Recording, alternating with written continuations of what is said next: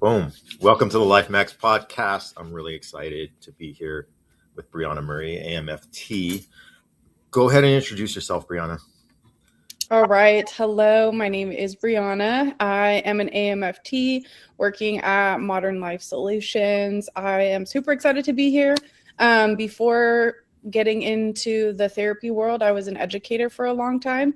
Went back to school later in life to pursue therapy because it was where my heart was and that I felt ready to dive in and make a career change. And so I'm super excited now to be a therapist doing the thing. Mm-hmm. Yeah. So I'm actually curious about that, right? So as far as being an educator, what grades or what, I guess, age groups did you work with? And because I actually did a little bit of like substitute and after school program stuff and also like tutoring in the districts. So I'm curious as far as and you've had a longer, more extensive experience with that, but what are the main differences between being an educator and then like now being in mental health? What are you seeing that are like big glaring differences?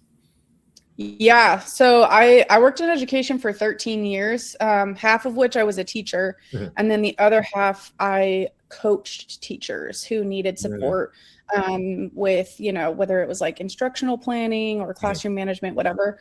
So when I was a teacher, I worked primarily with middle school aged kids, so 6th, 7th, and 8th grade. Yeah. And then as a coach, I supported teachers who taught as low as 2nd grade and as high as seniors in high school. And I've worked in Las Vegas as well as here in Southern California. I would say that there's a lot of similarities, which, in some ways surprised me and in some ways didn't. But I think the biggest differences really come down to what the goal is. As an educator, the goal is to help students, master standards, prepare for the next grade. But what I found in teaching was how much of the work is social emotional, how much of the work is supporting students and their mental health, providing resources, supporting families. And that's where the similarities come in. And I think, unfortunately, we don't, as a society, we don't have enough of those supports in place at schools. So teachers often have to fill that role to some degree.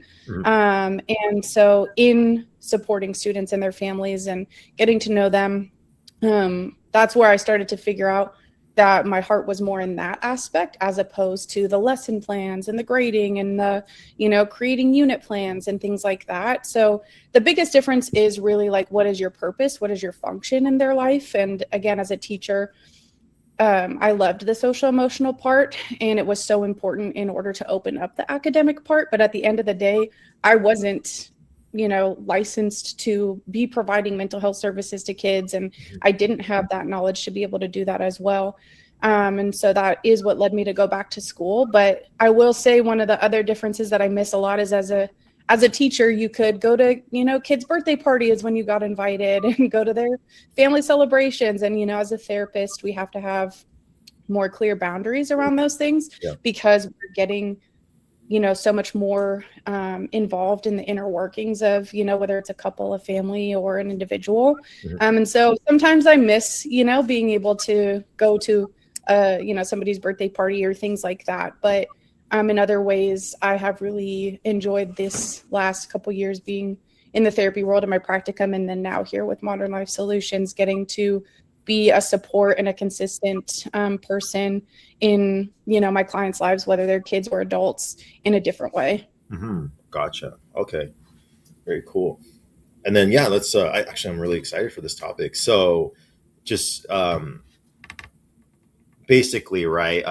Talk a little bit, because we're trauma, or I know I can speak for myself. I have a very trauma focused lens and just kind of a trauma focused perspective on things. And so today you wanted to talk about kind of like dating and dating life and how that relates to trauma.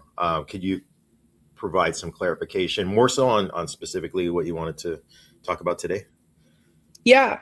So I also feel like I operate from a trauma-informed lens, which does go back again to my teaching experience. I think, teaching in high needs areas where there were low resources and a lot of trauma. Yeah. I had to, bring in a trauma-informed lens in order to, provide the safest, best classroom for kids.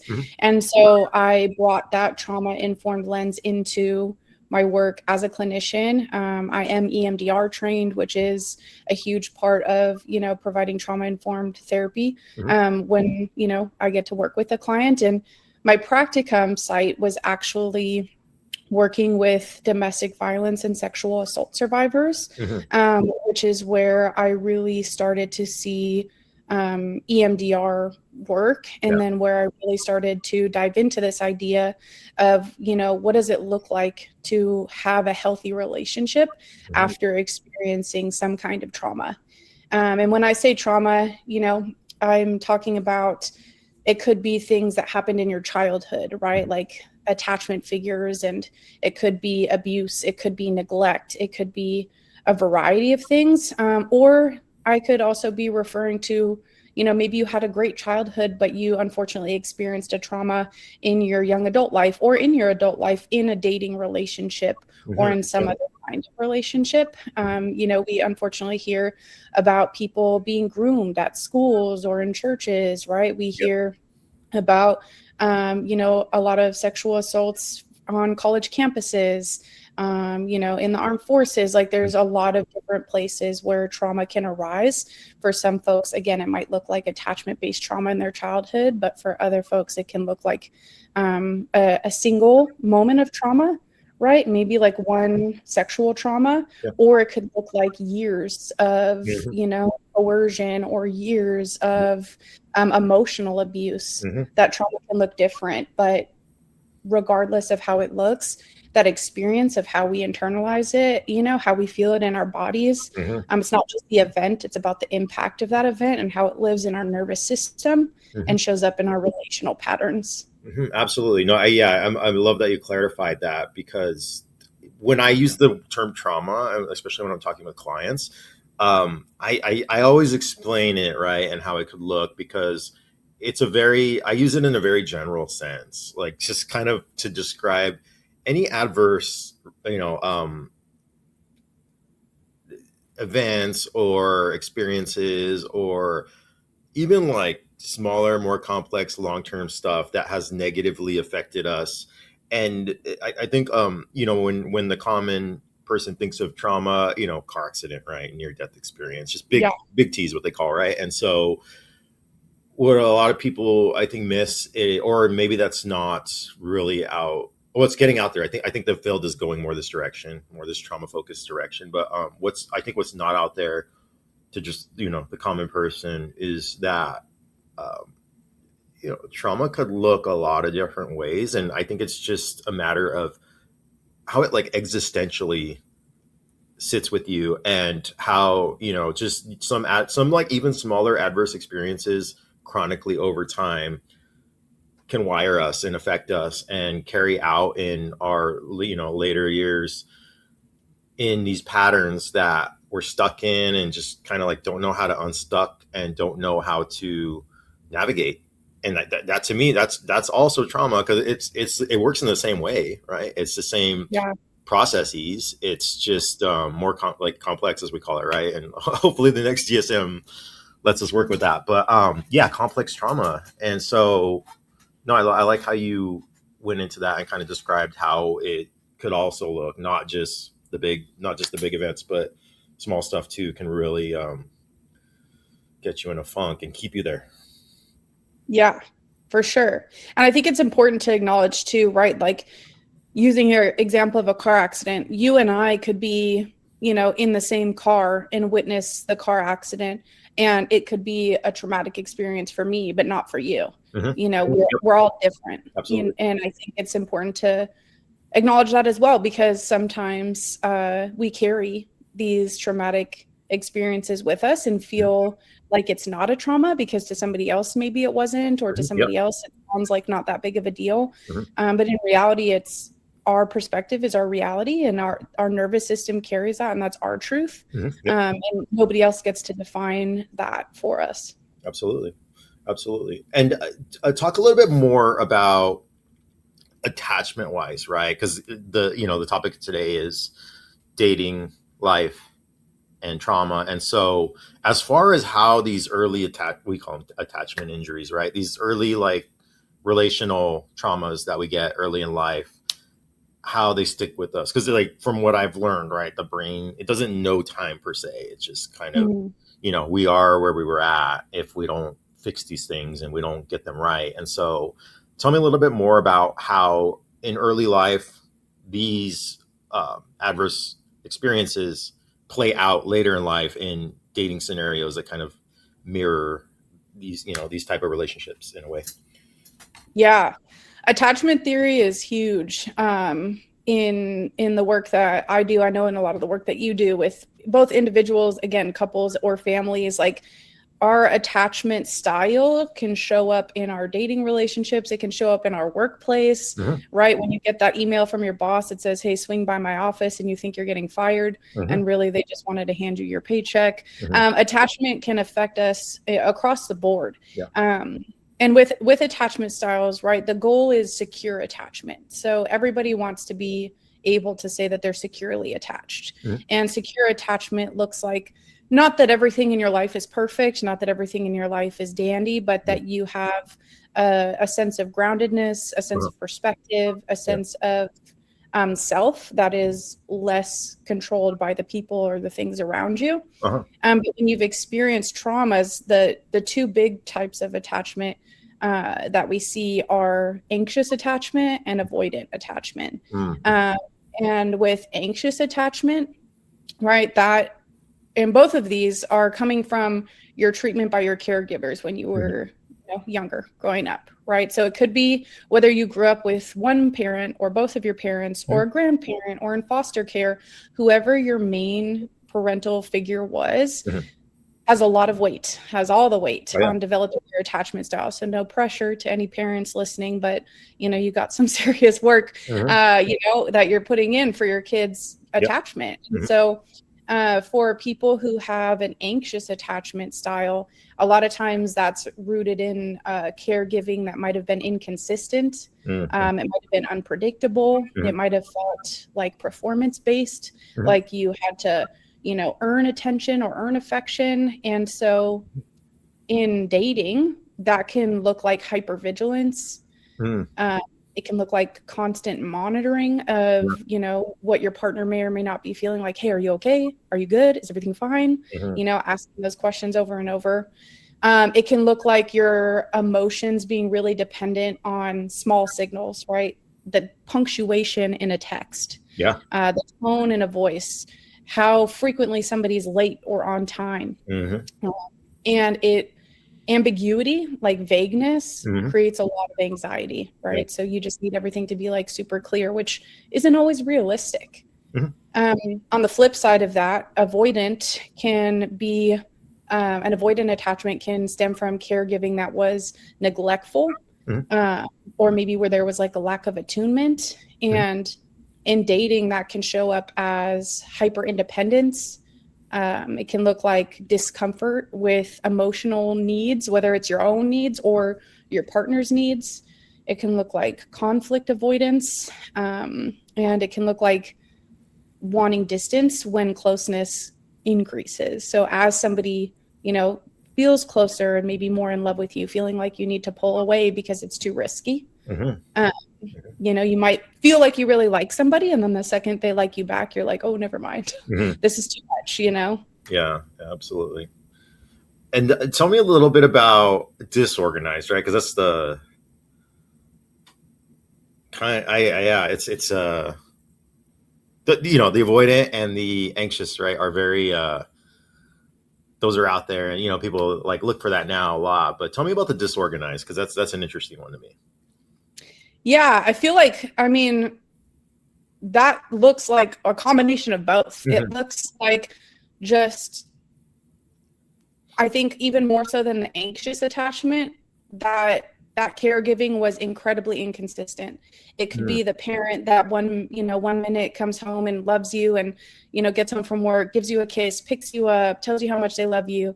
The next day they come home and they walk straight past you and they go to the door, and they do that 3 more times. And then the 4th time they come home and they love you again. And it's just so much confusion around like what to expect. And that can be incredibly dysregulating for your nervous system. And so that dysregulation and that confusion shows up in your adult life in a very similar way, and not really knowing how to show up for your partner because you didn't know how to show up with your parent or your caregiver, right? And so as somebody who's disorganized, attached, being with somebody who maybe your partner is anxiously attached, or maybe they're avoidant, or maybe they're secure, right? I think it's also important for us to reflect not only on our attachment style, but what our partners might be and how those go together. I will say the disorganized is not one that I have as much experience in as a clinician. I feel like the majority of couples that I see are anxious and avoidant, which is really interesting. Because that dynamic is so drawn to each other. Oh, absolutely. I definitely can speak to that. So yeah, it's in a messed up way. It kind of works, right? Pursuer, distancer. It's just like the yin and yang, if you will. And so, yeah, absolutely. That is very common, I think. So, and like you mentioned in the beginning, right? You mentioned the goal is secure. So how would secure look? I am sure there's secure people out there, but how would it look exactly? Yeah. And for the record, I can speak as a formerly anxious attached person. When you find somebody who is a solid partner, right? You work on yourself, and you find somebody who either is on their way to becoming secure or is already secure, that can help. Right. Because you're rewiring your brain, you're, healing those old attachment wounds with a new attachment figure. And so I myself, in my shift from anxious attachment to secure attachment in my marriage, which will be married 7 years on Monday, I think. Wow, congrats. Thank you. But it really did stem from consistency, right? From my nervous system getting that message over and over of like, oh, when I hear from this person, it's not going to be something bad. Oh, if I ask a question, they answer it, and it's not backhanded. It's not whatever. My anxious attachment showed up a lot as hypervigilance. It showed up a lot as insecurity. It showed up a lot as overthinking. And so moving towards secure attachment, right? What I experience now isn't that my partner is suddenly always on time or suddenly answers every phone call or whatever. But what it looks like now is that I have a trust. I have a baseline that is calm. It's more reasonable. It's not irrational. I'm not questioning everything, right? It's not that a secure partnership looks like perfection, looks like, no conflict, looks like whatever. But instead, what it looks like is healthy communication. It looks like curiosity and openness. It looks like vulnerability. It looks like trust. But really just that open line of communication, I think, is what makes such a big difference. And the assumption of positive intent, and knowing that this person isn't your dad, isn't your ex, isn't your mom, isn't whoever, the foster parent, the whoever it was that created those early attachment wounds. So would you say the goal, because you've become quite the couples therapist, right? You love couples, you love working with couples. You're now Gottman level 2 going on to 3, right? Yes, level 3 in July. So it's would you say the goal typically is for kind of both parties to move toward that center, right? If we're saying the center is securely attached behaviors, for whether, if you typically, right, with one avoidant, one anxious, to move, would you say that the goal would be for both of them to move more toward that secure center? Yes. Yeah. Okay.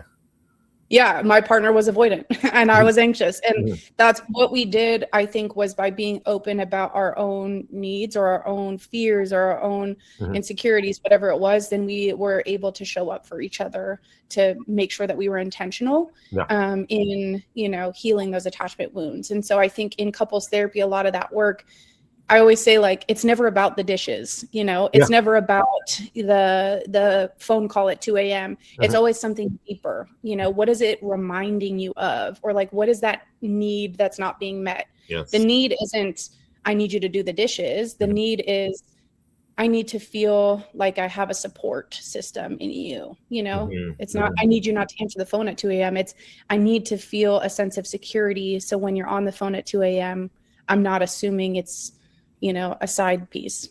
Yep. Absolutely. All right. And then, so attachment, right? So I want to sit here for a bit because it's very prominent everywhere. I think in that, people, I hear them discount, and you've heard this too, right, from clients where it's just, oh, what does what happened when I was a kid have to do with right now, right? But it's, people don't realize, right, how much we soak in, like how rapidly our brain's developing in these very early formative years, and how we're making sense of the world around us and our environment and our attachment figures, and how that really, like, truly shapes a lot of things, right? And so it's actually the most important time for us to really develop our worldview and perspective. And so in talking about attachment some more, right? With attachment, do you often look at that attachment lens also pretty much everywhere? Like when you're with a client, when you're sitting with a client, like for instance, when you think about diagnoses, like let's just put out a popular one, right? Like borderline or something like that, or any of those access twos, or even like depression, stuff like that. Do you actually look at how attachment relates to these things and how you formulate it into the diagnosis? Yeah, I think, when working with insurance, we have to make Oh diagnoses, yeah. right? And Yeah, of course. it's, let's just put that out there. Yeah. But with, and that's something I really love about working at Modern Life Solutions is how, yes, we talk about diagnoses and we make these diagnoses when we need to, but we're also talking about what else could be at play. Mhm. And I remember an early conversation I had with you in working here was about, borderline and the connection between borderline and chronic PTSD, Mhm. Yep. right? And the connection between borderline and the ACEs study Mhm. and what those, early traumas, whether it was parents getting divorced or a parent being incarcerated Mhm. or experiencing a lack of food, like how all those things contribute to our mental health diagnoses later in life. Mhm. And so, yes, even, I mean, for sure, when I'm working with couples, we're talking about attachment, but it always comes up with individuals as well, whether I'm working with, a 20-year-old in college or a 45-year-old, working in tech, Mhm. or a 12-year-old navigating middle school. Talking about attachment, I believe, is so important because, everybody thinks you go to therapy and you immediately start talking about your childhood for no reason, but Yeah. there is a reason. It's Mhm. so critical to be able to reflect on those early experiences to understand and make sense of what's happening now Mhm. in our lives. And so, yeah, I'm always going to talk about that with clients. And if we do, have a client who has a borderline diagnosis or even ADHD or some of these other things, we talk about how is the traumas maybe of your early childhood, or how is the attachment wounds in your early childhood connecting to this, and really helping to normalize that for the client and to help them understand it so it doesn't feel like this label Yeah. that's being stamped on them, like, oh, I'm borderline, oh, Mhm.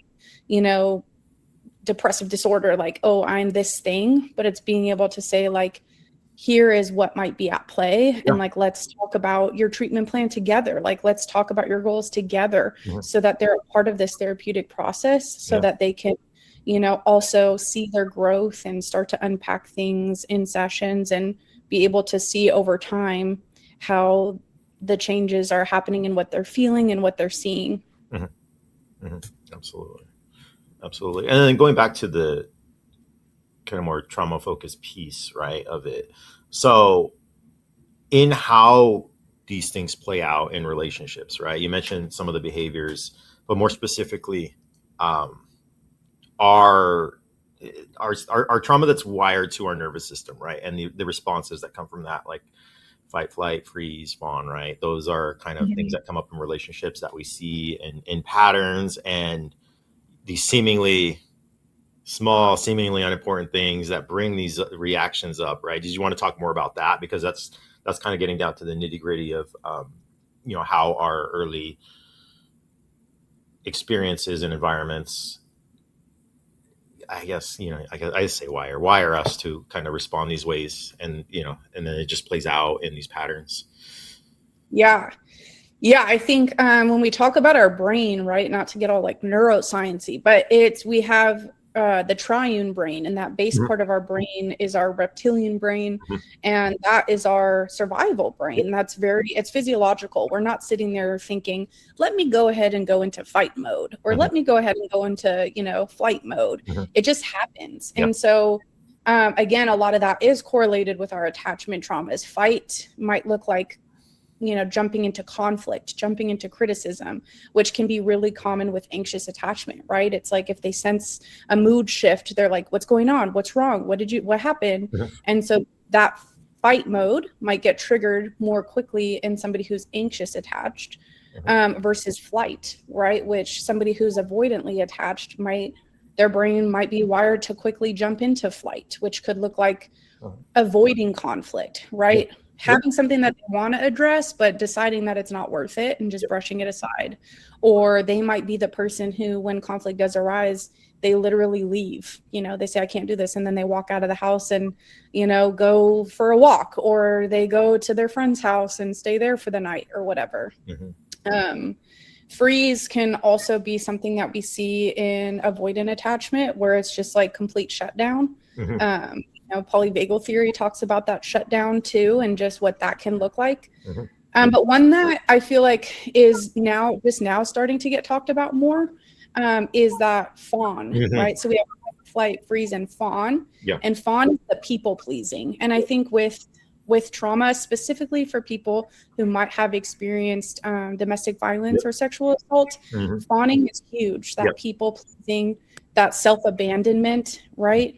You hear people say, like, why do they stay? Why haven't they left? Right. And it's not something that is that easy. And you oftentimes don't know what that's like until you experience it. Hopefully, people listening never have to experience that.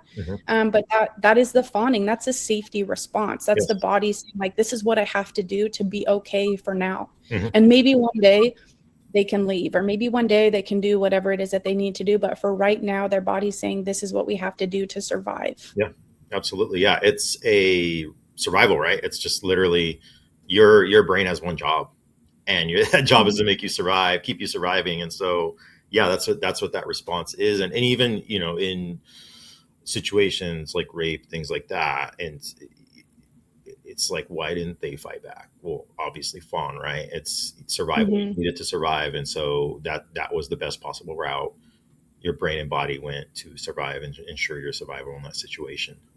Yeah, you're right. Yeah. That's kind of a thing where especially in DV relationships, you see. And working with clients who have experienced that, sometimes they have their own guilt around that, right? Like, why did it take me 7 years to leave? Or why did I just lay there and take it, right? And so some of the work that we do is also psychoeducation and teaching people these things, because it can feel really confusing to look back and be like, why did I respond in that way? Or why didn't I assert myself in this way?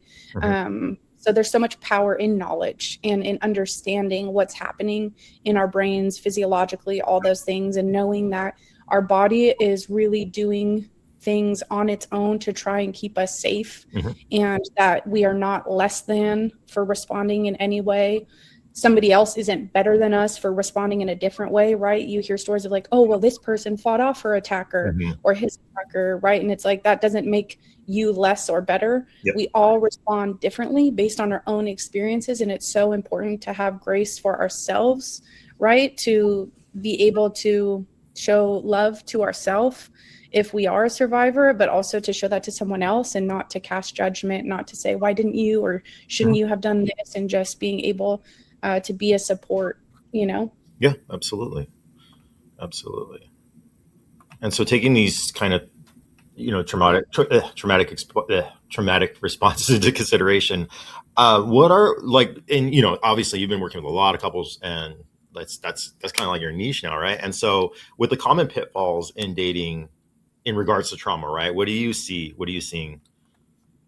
Yeah, I will say a big one is confusing intensity with chemistry, right? Like toxicity, chemistry. Yes. Like, oh, it's so alive. Like there's so much, you know, the emotions are high. Like it's so much energy. This is chemistry. That is not the case necessarily. And it's important to like check ourselves and remember that our nervous system being activated doesn't necessarily mean connection. You know, feelings of being calm and being stable can feel unfamiliar if what we're used to is chaos.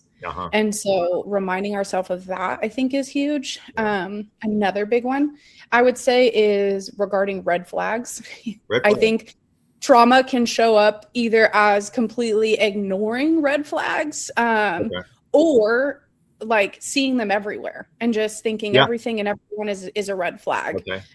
And both of those things, ignoring them or over noticing them, that hypervigilance is your nervous system trying to keep you safe, right? Convincing yourself, oh no, he's fine, she's fine, or being like, oh, they're all terrible, they're all this, they're all that. Absolutely. And I would say looking for a person to repair your things, right? Like, oh, this person will meet this need that I never had met, or this person will fill this hole that my caregiver left, or whatever, right? That's not what we want. We don't want somebody like Jerry Maguire to complete us.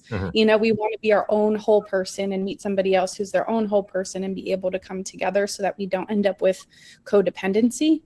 And then I would say self-abandonment, prioritizing like a connection with somebody over being genuine and authentic to yourself, right? Like over accommodating for somebody, not being able to express your own needs or to raise your own concerns, right? Just like shrinking to keep somebody around.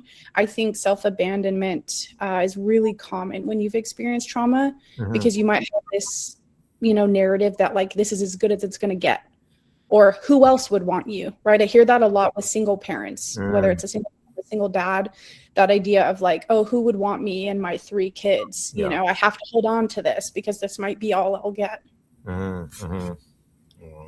Also, I will say just plain old avoidance. This will be the last one I say, but really just like avoiding vulnerability, really just being like, you know what?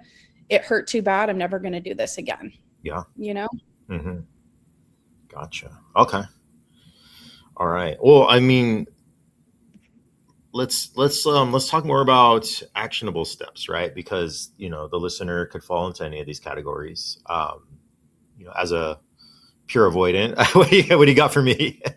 I think, you know, number one is just awareness, knowing what your attachment style is, right? Knowing what your traumas are, spending the time thinking about like, how has that shown up, reflecting on your past relationships, your past experiences, slowing down, you know, tolerating discomfort. You know, we do a lot of distress tolerance in therapy, and just being able to sit in the discomfort and not feeling like you have to either run or shrink to, you know, get through it.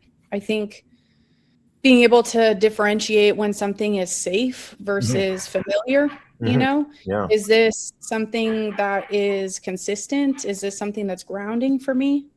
And practicing setting boundaries, you know, knowing that you can trust yourself, having that self-trust and being able to establish boundaries that make sure that you don't lose yourself in a relationship. Again, whether it's even in friendships with family members, you know, but specifically in this context of this podcast with dating, right? We shouldn't throw ourselves away for the sake of a partner. So just checking in with yourself, slowing down, you know, collecting that data, noticing the things, putting the pieces together. So let me ask you this. So in regards to that, right, of everything you were just saying, and not, and especially in regards to not throwing yourself away, right? So how would we, how would I know that I'm throwing myself away as opposed to, how do I say this?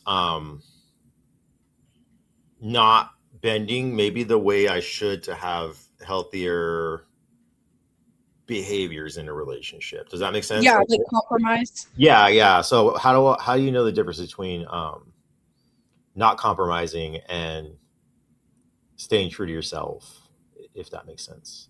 Yeah, I think I get what you're saying, right? Like that idea of not losing yourself, but also being willing to be adaptable, Sure. Yeah. being willing to compromise in a relationship because yeah, it's not like take it or leave it, Yeah. right? Um, I think number one is really checking in with yourself, Mm-hmm. like not skipping the time to like sit with yourself and see like how do I feel? What am I feeling? Mm-hmm. Where am I feeling it in my body? Does this feel true to me? Mm-hmm. You know? Yeah.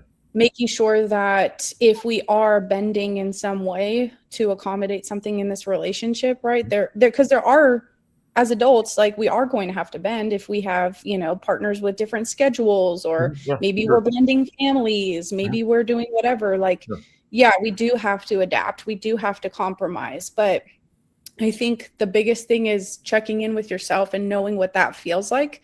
Because for folks who have experienced trauma, you know what it feels like to lose yourself. You know what it feels like for that brain and body connection to totally separate.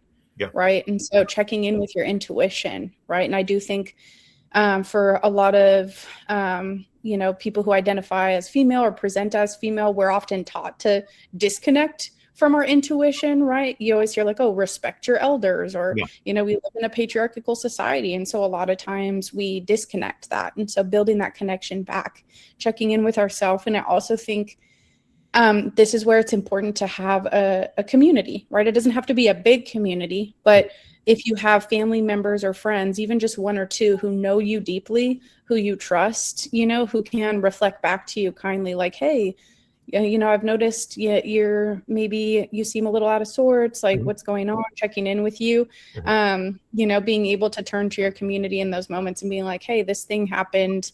I'm struggling to process it. But when things start to feel really confusing, if you're really having a hard time differentiating, it's going to sound corny because I am a therapist, but I think that's a great time to go to therapy, right? To get some professional support and seek out, some more of that psychoeducation, some more of the skills, right, that you can get in spending time in therapy. Yeah, no, absolutely. I think a trusted voice helps because, we are talking about trauma today and, past relationships and whatnot. And so I think sometimes as we've mentioned, right, it could play out in maybe overly distrusting or overly hypervigilant, right? And so in that sense, do I want to always trust my intuition? Mm-hmm. I guess that's more so what I was alluding to, is that how do we know? It's hard. It's difficult. It's a difficult one. Yeah, I think that's where, right, when you're unsure, asking like, does this person remind me of someone, Yeah. When have I felt this before? Yeah. So kind of spending the time with yourself to recognize the patterns too, Absolutely. Sitting with your intuition, listening to it, and then maybe it looks like journaling. Maybe it looks like meditating. Maybe it looks like, sitting, I mean, we live by the beach, going to the beach and sitting in front of the water and just spending some time with yourself. But I think that body awareness and that reflection, that pattern mapping is really important. Yeah, absolutely. Yeah, 100%. Journaling is so powerful. Looking back at what we write, right, it tells us a lot always. Yeah. I don't know if you've looked back at your old writings, but I have. I've looked back at mine, and yeah, you see the growth. You know what? I was impressed by some of my cursive in my, journals from like elementary and middle school. I don't think kids even learn cursive anymore, but I was like, look at me. They don't. With my cursive talking about, the cute boy in the class next door. Yeah, it was funny. I was talking to a kid client last week, and they have chats and stuff, and it was like, I was telling mom, like, well, you remember we used to write notes to each other, and we would like fold them up into these cool little shapes. And and me and mom were talking about how things haven't much changed. Like, you know, in a way, it's like chatting notes. It's kind of the same thing. Yeah, but they miss the art of the fold, They do miss or the like fold. the art of handwriting. Like I remember handwriting was such a thing. You wanted to have the cute handwriting. Oh yeah, with the gel You know? pens, there were like different colors. Yes, yeah, exactly. And now it's all text. Yeah, some were able to do like the triple diamond fold. It was wild. I think I got down to like the diamond, but I just always did the the girls were heart. better at that. They were better at the folds. Yeah. Any last words for today for the listener? Any recommendations or feedback for them? Anything at all? I would say a couple things. I think one is if you have experienced a trauma, again, whether it was in your childhood or in your dating life, remembering that, you know, it doesn't mean that you have to be fully healed before you date. You can date while healing. You're allowed to go at your own pace. You know, I do think there are, you know, factors that can be at play, whether it's gender identity or expression, sexuality, race, ethnicity, like all those things can amplify certain trauma experiences. And so I would be remiss not to acknowledge that. And knowing that when you seek out therapy, I encourage you to like seek out a therapist who maybe shares an identity marker that would make it feel like a safe space for you, right? Like knowing that you can ask for an LGBTQ therapist, knowing that you can ask for a Black female therapist, or, you know, a therapist who is male and poly-affirming, or whatever it might be. So remembering that if you do decide to seek out therapy, it should be an environment that makes you feel safe. You know, remembering that you can shop around for a therapist if you need to until you find one that you feel like you're able to fully open up, because therapy can't work if you don't feel safe enough to share the hard things. And remembering it's not about fixing you. It's about helping you understand yourself more deeply and giving you the skills to move forward in a way that feels authentic and genuine and true for you, so that you can live the best version of your own life. Absolutely. Yeah, 100%. It's becoming more accessible for more people now, which I love. And just, you know, becoming more diverse. And so as the field does, then, you know, healing for all different types of people who maybe didn't have access before will be more accessible. So yeah, definitely. Absolutely. It's out there. It's out there. And a plug for trauma-informed, you know, modalities, EMDR, brain spotting, check those things out if you've experienced trauma, because those are so impactful. Could not agree more. Yeah. It's, there, you know, there's obviously talk therapy is very useful and helpful, but then there's some stuckness that people get that, you know, you kind of have to dig a little deeper with those tools to unstick. Absolutely. Yeah. Good call on that one. Yeah. Thank you so much for your time today. Thank you. I feel like this will not be the last time we meet. So I look forward to it. Yeah, same. Likewise. Yeah. Briana Murray, everybody.